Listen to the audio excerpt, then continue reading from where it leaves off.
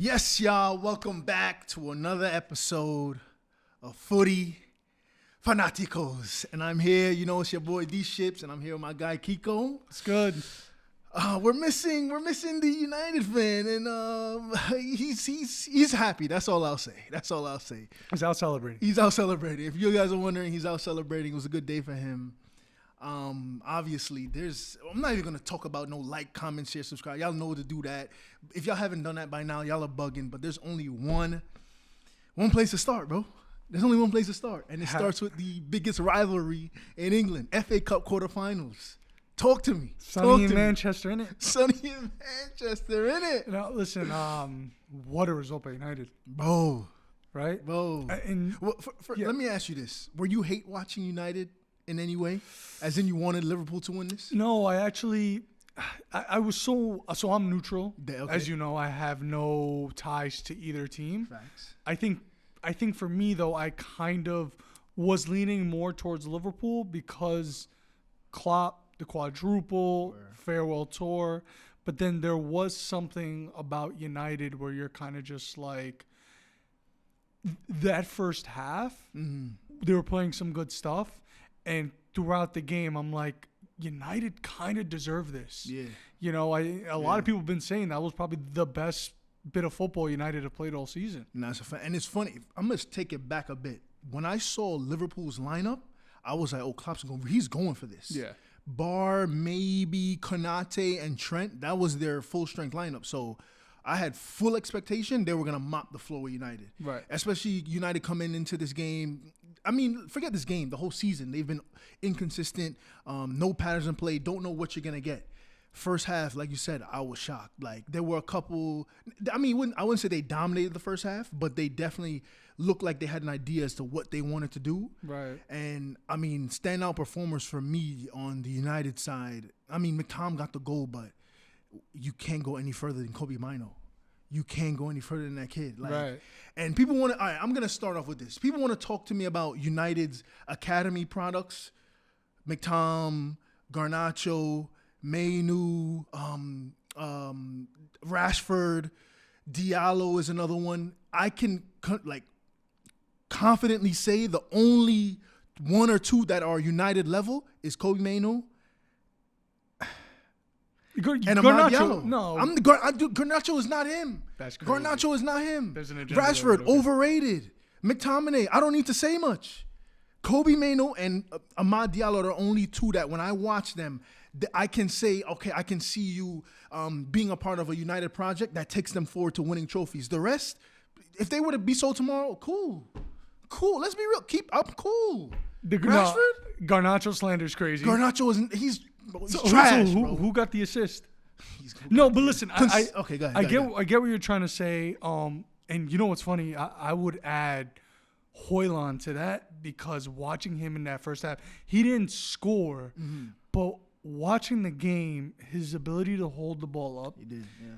He has good feet. He's pacey. What is he? 6'1", 6'2"? He looks good. And granted, obviously, center forwards are judged basically off end product, goals, stats. But just watching him play, I'm like, okay, he's got game. Yeah. And there was this one play that kind of stuck out to me where he was kind of going at McTominay for a bad pass. And I'm like, and from your center forward, you love seeing that personality, character. In regards to Kobe Mainoo, Rio Ferdinand said on his podcast, he said, he's got a little bit of Seedorf in him. And, he didn't. Because he's black he got the afro. No, and he didn't say he was Seedorf, but he said he kind of reminded. And then watching him today, the strength, the low center of gravity, the feet, the vision. Listen, he's young. And we'll talk about kind of his career in regards to maybe international football. But watching that 4-3 for United today, I thought that was a statement from the standpoint that there are building blocks. I'm higher on Garnacho than you are. Yeah. I think Garnacho is a player. Amad Diallo for me, I'm not drinking the Kool-Aid. I don't really see it. I'm the opposite. Go ahead, though. But I do think considering the 11 Liverpool put out there, I thought that was a massive one. Yeah. The only reason, shed some light on the United fans, because there's a lot to digest with them. This is like you said, it's a building block for them for the future. Right. They have this ownership change. A lot of things are happening on the sporting side, but when you look at the playing squad, because that's who we see. We don't see everything happening behind the scenes. We see this playing squad. Who from this playing squad, if they want to get to the level of let's not even City, Liverpool, but a team where you can look at them and maybe going into next season they challenge for top 4, not in the way they're doing it this season, but where you see patterns that, because I'm going to take it back a bit. Postecoglou came out in his press conference after the Fulham loss and said, I don't care about finishing top 4. I'd rather finish 5th, but see my team look like we can evolve and do something next season than just finish 4th or 3rd with a dead team, which is what United finished with last season. They finished 3rd with a dead team. Right. So I'm asking you, from this current 11 to 15 players, who do you see that can evolve into a team where they challenge for top 4, but you see there's something happening out of this 11? There's 5 that come to mind like this. Delo. You know what? Give me 3. Give me 3 players you see from a that can be a part of a good United team. The top 3 for me, Kobe Mainoo, Garnacho, and I really like I like Højlund. Mm-hmm. I think he's a center forward that will eventually get to that point where he'll score 20 goals per season.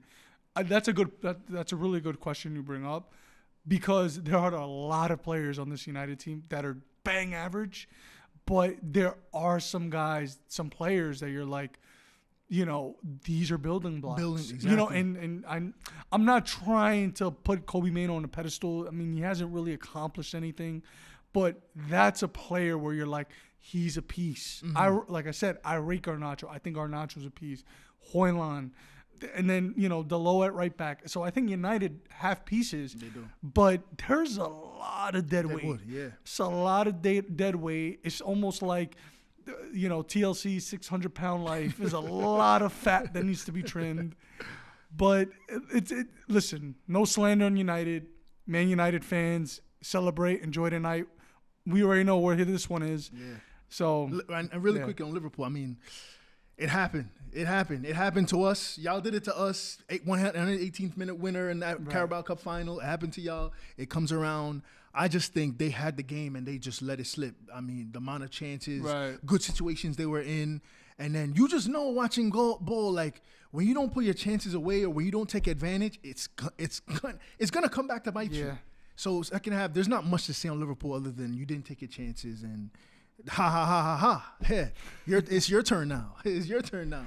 Klopp coming at reporters calling him fat shaming, but his time will come, man. Yeah. No, listen, but to be fair, to put some respect on Liverpool, and don't lie, the camera's right there, you're under the light.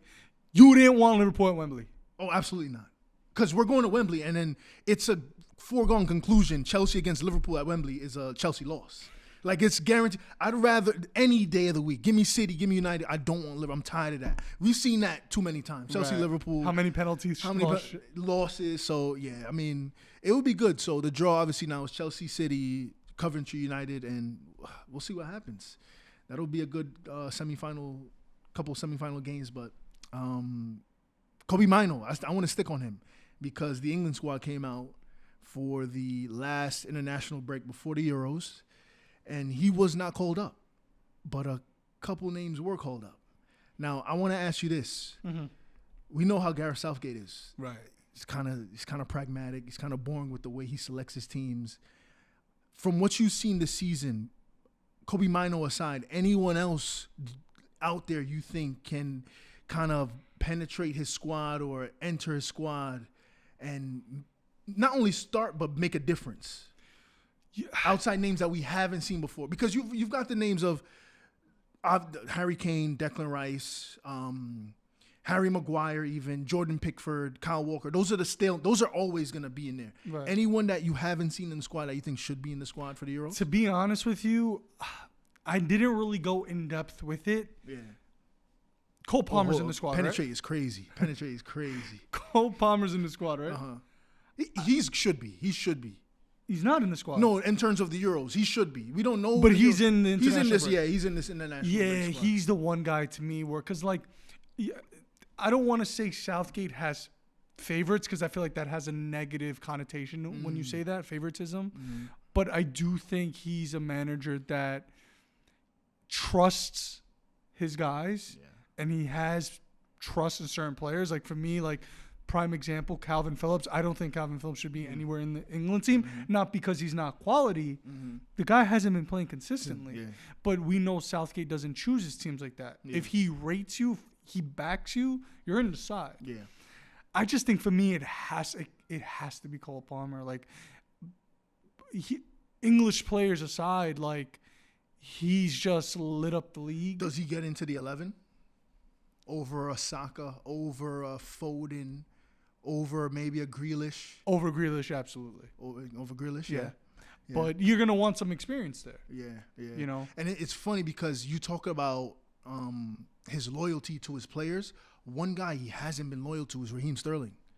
Like Raheem Sterling hasn't been picked, I want to say, in the last year for England, and that's odd because Harry Kane, he's been England's best player for Gareth Southgate. So I understand he's not in great form, but that's just odd to me. But it is what it is, and he doesn't deserve to be in the squad on form. But if you're choosing to do that with Sterling, why not do that with a Harry Maguire? Right. Why not do that with a Calvin Phillips? So. I don't know. That's just stuck out to me. I just wonder if Southgate saw that penalty miss and was like, "Yeah, can't do that against France. Listen, man, can't do that against France. But give me your 11. First game of the Euros for England. What does he play? Back 3, back 4, or just 4-3-3? Let's go back 4. Regular 4-3-3. I would go Jordan Pickford. Assuming the thing is, he's not going to go with Trent. And Reece, for me, doesn't deserve to start off. That's another one. Okay. So trying to get in his head, I think he goes Pickford, Trippier, Stones, Maguire, Luke Shaw. Well, Shaw's injured, right? He's injured.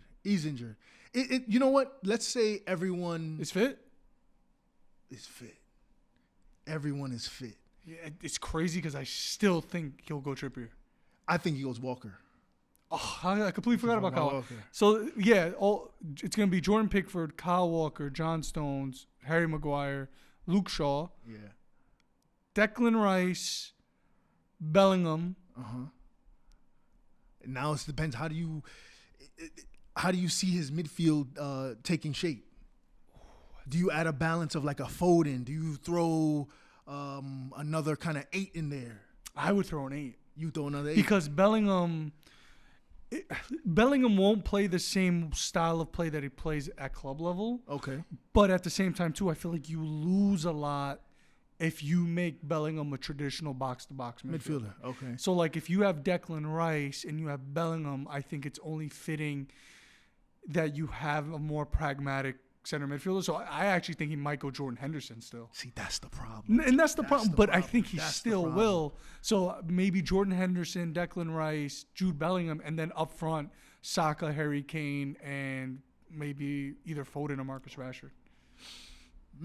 Only issue I have with that is, and I think you're right, I do think he'll go with, like you said, Jordan Henderson. I think you change it up because at this point, with England, you've done the pragmaticism. You've done all that. You've done the not sit back, but not really take games for the scruff of the neck. Like, why not put a Trent in midfield where you can dominate possession with him and Rice, similarly to how him and Jorginho do it for Arsenal, where you have a different balance and you have Bellingham in front of him, and then you just go all out attack with a Foden, Kane, and Saka. Right. I just want to see something different from England this summer. I don't want to see the same. Yeah, they have a good back 4, but they're see, that's the thing. They're not defensive, but they're not. They should be dominating teams, like full on in the way City do, where they just pin teams back and they don't get out of their half. Right. And I don't see that enough. And this Euros is so exciting because, first of all, you got a France side loaded with Mbappe on the verge of a Real Madrid move, so he's going to be motivated to perform. Then you got Germany, Toni Kroos back from retirement, Rudiger, Ilkay Gundogan, and then you got Portugal. Yeah. Mourinho said it best. We'll get into him. The best national team they've ever had with the players that they had. And Ronaldo, as much as people want to talk about Saudi oil money, he's on 50 goals? Yo, he's gonna bring the heat this summer. This is why with the Euros this year, like it's gonna be super exciting. And to your point, I think with England, just go in with a different approach. Yeah, it didn't work in 2018, didn't work in 2021, and it didn't work in Qatar. Yeah, I mean, y'all let us know. England squad, give us a 11 of who you think Gareth Southgate is gonna put out, and who do you want Gareth Southgate to put out. But yeah, let us know in the comments. Keeping that on Europe. The champions! Draw came out. I know you were tight. You texted in the chat. Oh, Real City is buns. Why? Yeah, listen. Obi Mikel knew what he was doing. You saw that little smile. Like he knew he was trying to keep Arsenal on that side of the bracket because that can't happen. First of all, Obi Mikel has an agenda. Hey, do what you got to do. Obi Mikel has a Barca shirt under the tux. You got to do what you got to do, bro. But here's my thing. So, going into the draw, the audience already know what that draw looks like. As a Real Madrid fan, I will never stand in front of the camera, sit in front of the camera and say I'm scared of any team. I'm not. Mm-hmm. However, even the most fan, I can't even figure out the word I'm trying to say. The hardest football fan has to admit City are favorites in that tie. They have to be. They're the reigning champions. Mm-hmm. And it's crazy to think, but Guardiola said it. This is the third time we would play them in a row. Mm-hmm. The year that we didn't play them was 2020, 2021, and we lost to Chelsea. Right. So had we beaten Chelsea, we could have saw City in the final. And then the year before that, City knocks us out in the round of 16. So Manchester City, Real Madrid, in terms of European football, has turned into a little bit of a rivalry. Yes. And the one thing I will say about this is it's a different type of rivalry because it's not Real Madrid-Barcelona where there's a disdain and there's a hate. Guardiola, whether it's mind tricks, whether it's he's playing for the media, has been on this, doing the circuit. Real Madrid, kings of the competition. Real Madrid this, Real Madrid. Speaking so highly of Real and giving them the utmost respect. Yeah. I'm wondering if it's kind of a backhanded compliment. Only because we know his background. Yeah. But going into the tie, I don't want to get too in-depth with it because, in my opinion, a lot can change. Real Madrid, Man City is one of those ties where there's so much talent on the field. There's no point of saying, Real's style of play and City's formation and what is Guardiola going to do. It doesn't matter because you have Erling Haaland, Jude Bellingham, Vinicius, KDB. Tactics go out the window when you have these level of players. So the only thing I will say about the draw is I was just frustrated because I felt like that was a semifinal tie, especially considering you have bum Atleti, who lost 2-0 against Barcelona today, a subpar Dortmund, who are looking at a new manager in the summer, and that becomes a draw. but let's not talk about computer-based draws. No, let's keep it manual. But that's my biggest issue. The fans, this came too early in my opinion. And the only thing I will say before I turn it to you, Manchester City are favorites. I think if Madrid beats Man City, I think Madrid wins the 15th. But drops Mike. Tuchel's going to stop us? I mean, Arteta? I'm going to look at the other side of the bracket, right? So you got PSG, Barca. That draw there should be conclusive in PSG's favor. Like, I don't see anything from Barca's side that tells me they're going to get through Mbappe and them, man. And then obviously you have the other, whatever comes out of Atleti, Dortmund, cool. I do think Atleti is to be feared because they've shown at the Wanda Metropolitano, they're no joke. Forget the league. That's the thing. We talk about the league. I think that goes out of question when you get into the latter stages of Champions League because the atmosphere, the feeling around it completely negates whatever's going on in your season. Right. PSG for me are the big threat to City and Manchester City. Arsenal are there, Bayern are there, but PSG, I do think something is happening, especially when Mbappe scored again today. He's on fire this season. But something about Barca still tells me, even though I do think PSG should beat them, if Barca get through PSG, I think history. That's the thing with Champions League. You can't fault history. You were Madrid 21-22 told me you cannot. Like, history is to be played. You have to use that as a factor with Champions League because, City are trying to create their history. That's why that tie with Madrid and City is so interesting because it's history against a club that has no history in the competition. So I think that's why when I saw this 8 come through, when you saw Barca, Arsenal, Real Madrid, even Atleti, I wanted to see those teams, history. So it's just, I'm not gonna put too much into prediction because we're still a month, almost a couple weeks away from the actual first leg. So I'm just happy that we got some good draws. Can I just say something real quick? And this is a public service announcement to any PSG fan that's watching this video.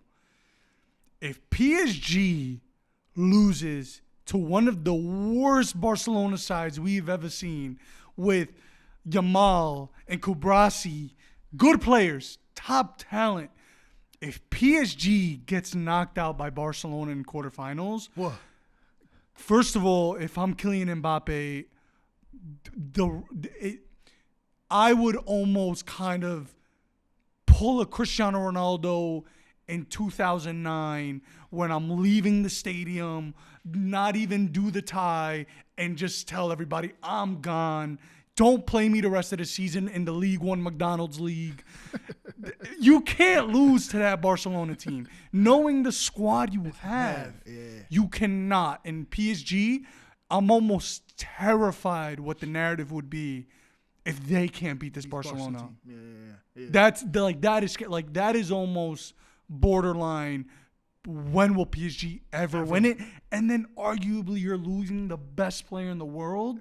Mm-hmm. Stop it. Mm-hmm. Nah, it's true. It's true. And even because we almost had that feeling with City for a while, and they finally got over that hurdle. But PSG is different. The feeling around the two clubs are different. But if they can't get through this Barca team, I don't know. There's no hope. There's no hope for y'all. Y'all just gotta go to Europa League at this point. And just win that. To not win the Champions League with the best player in the world. Yeah, that's crazy. That's crazy to me. It's crazy. Yeah, but let us know your thoughts. We'll put each tie, like City, Madrid, that's obviously the big one. Arsenal, Bayern is a big one. That can go either way. But y'all let us know what you think. Who do you think will get out that tie? The other side, you got Dortmund, Atleti. Nice little draw. Calm little draw. We'll see who gets out of that. But y'all let us know in the comments what y'all think. Just really want to go quickly. You on Netflix? All the time. You Netflix. You be doing the Netflix and chill thing. I know. All the time. You be on that. Next time you're doing your Netflix and chill thing, watch that Mourinho documentary that's coming out. It's crazy, right? It's crazy. Yeah, it's coming out. About time they give him some flowers, and not in the way of some disrespectful all or nothing thing with Tottenham Hotspur. That. We don't want to see that when it comes to Mourinho. We want to see something similar in the mold of the World Cup documentary and something serious. Like the David Beckham thing. Like, let's be real. All right, he's not as big of a icon as David Beckham, but in terms of what he's given to the game, there's not many more people who's given more to the game than Jose Mourinho. Right. In terms of performances on the pitch, things off the pitch, press conferences, players he's developed. I can't think of more people that have given more to the game than Jose Mourinho. Yeah. I can't. And I would also say, when you bring up impact on the game, this man, in my opinion, single-handedly started the trend of it being cool to hire Portuguese managers. Think about it. There was a run of managers, Andre Villas-Boas, even now to like Ruben Amorim. Like, everyone is just kind of looking for the next Jose Mourinho to extent. Now, I'm not implying they're similar to him in terms of management style or character persona, but I think what he did with Porto in 2004 has led to such a domino effect that You're seeing top managers come out of the country. Portugal produces some of the best young talents in world football. And that's not only saying Portuguese players. Mm-hmm. Your star boy, Enzo Fernandez, came from Benfica. Mm-hmm. It's just and I'm not giving him sole responsibility for it, but he's put Portugal on the map. I've always said Cristiano Ronaldo, regardless if you think he's number 1 or number 2, is one of the greatest players to play of all time. Mm-hmm. Jose Mourinho is one of the greatest managers of all time. And for both of those personalities to have come out of Portugal, I just think like that impact is incredible. And you know what is he? The only manager to win the Champions League, Europa League, Conference League. Yeah, stop it. Yeah. And the thing, even when you talk about mold of coaches coming after Mourinho, the game nowadays. All right, we give credit to Pep Guardiola because everyone is on this tiki-taka thing. Right. Mourinho, his style of play is that those teams he had with obviously Chelsea 04-05, Inter Milan 09-10. Those teams are some of the most respected teams where I think I don't know if you can build a style of play off those teams where they don't necessarily keep, but the mold of how they're built. Right. Those teams for me have more impact on me than the teams that just keep the ball and play at night. Right. Because those teams have character. Those teams can mix it up. They're adaptable they can play any kind of game. You want to go physical where we play it long and they can knock it. Yeah. So that's why me for Mourinho, I mean, you got Sir Alex, you got Pep, but someone like Mourinho, they don't come around often. No. And Pep won't come around often, but you're going to see another coach try to do what Pep did. Yeah. There are not enough coaches that come and try to do how Mourinho tried to manage. Yeah. And I think the only one I can think of is, let me see if you can think it. Who's the closest coach to Mourinho right now in the game? I know who I have. And I love him at Chelsea. I'd absolutely love him at Chelsea. What, Conte? Conte's a good shout. That's a good shout. Cholo Simeone, bro. Cholo Simeone.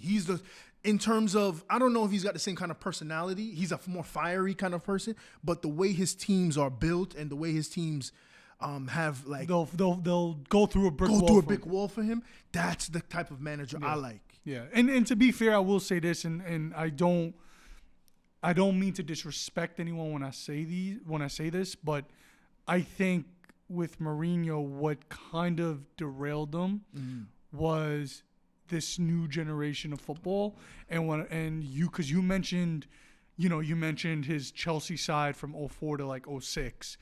Inter Milan from like 08 to 2010, Real Madrid from 2010 2013. You look at those squads, grown men, personalities, guys that if they were playing in today's game would be looked at as giants. Mm-hmm. Imagine John Terry now in the Chelsea locker room.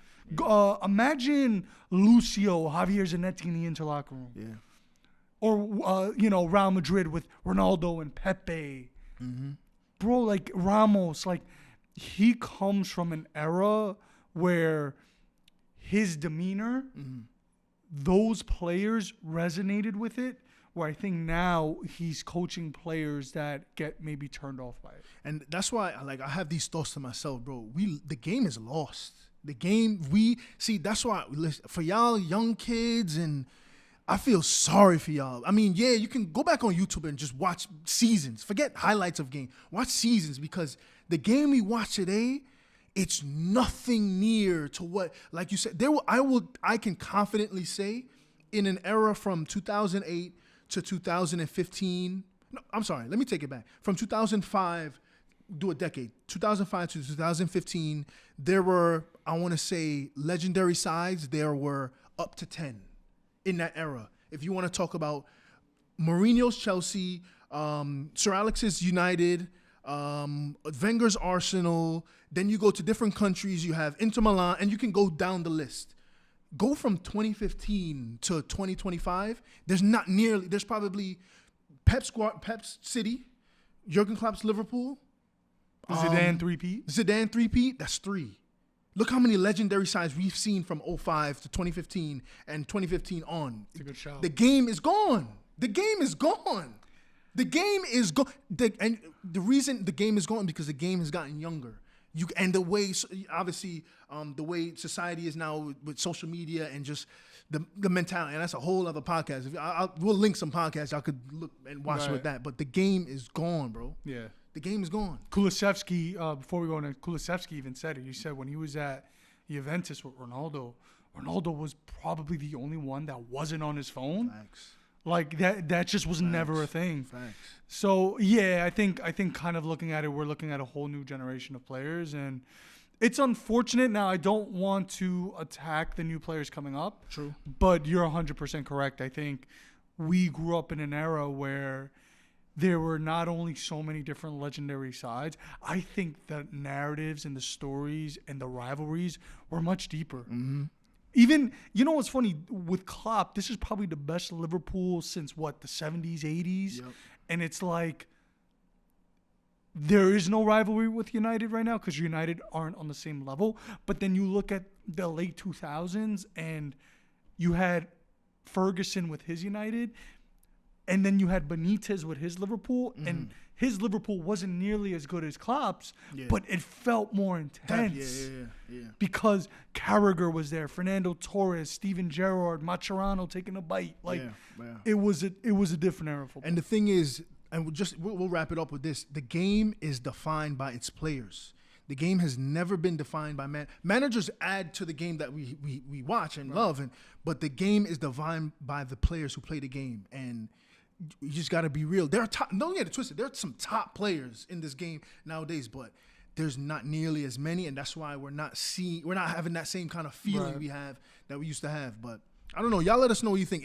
Am I bugging? Let me know if I'm bugging. Is the game? Nah, y'all, what do you mean? We got Vinny, true. We got Cole Palmer, true. But there's a lot of meaty players out here. A lot of meaty players. But y'all let us know in the comments what you think. Is the game in good hands? Pretty much. That's really what we want to know. Is the game in good hands? Right. But lastly, some buffoonery. Seen in the group chat. Yo, talk about this. Some buffoon. And it actually is true because it's a lot's been going on in this country. Turkey. Another fight today, a brawl on the pitch. And a couple months ago, same thing. There was like a 3-week spell where you just had on pitch fights. Right. I don't know. Is that something strictly in Turkey, or is that like what needs to happen? Because I'm just seeing it in Turkey. I don't know if that's just being shown to me. Right. But I don't know. Why, I mean, it's tough because it's a topic I don't really want to get too into because I'm not familiar with the politics in Turkey. I'm not familiar with Bro, but Troy did a spinning kick on some. Yeah, like I'm not familiar with like kind of the position of how Turkish football is right now. Yeah. The one thing I will say, it's unacceptable. It was borderline WWE invasion. But try doing a Shawn Michaels impersonation. I would say this though. The one thing I do plead to the Turkish Federation, you got to protect your players better. 100%. Like, and I'm not trying to be harsh on security because I'm sure security themselves are looking after themselves. Mm-hmm. But at the end of the day, these players are human beings. They are not superhuman. Yeah. So you might think they are because some of these footballers are role models, but that must have been frightening. Yeah. And respect to the players that were able to hold it down and kind of save their own, but like that was a little bit too New York City-ish for a city in Europe. You know, like it's unfortunate. No one wants to see that. And to any player that was involved in it, if you were injured, speedy recovery. Yeah, y'all just gotta chill out. At this point, just chill out. Yeah. You think you can handle one of them? Boy, come on, man. It's a Cortez Jamaica jersey. Try me with that. What are you gonna smack me with a kebab? Come on, bro. That's crazy. Respect to Turkey, man. Nah, we're just gonna wrap this one up, bro. It's a good one. Let us know in the comments and make sure we are 35 minutes in. If you have not liked, you don't have to comment right now because the video is obviously going on. But if you have not liked, please like, comment, let us know what you think. United Liverpool, big day. Kobe Mainoo, this England squad coming up because this is probably their biggest chance of winning something. The UCL draw that just happened. Mourinho's doc. Is he as important as we think he is, or is he just another Portuguese coach that just got lucky? Is the game in good hands? Like, let us know what you think. Please let us know. We want to know what y'all think. Y'all keep this going. But and thank you for the continued support. Yeah, say no more. And we will let Omar know that United are not as good as he thinks they are. They just got lucky today. But comment that too, please. And we are out. Footy Fanatics.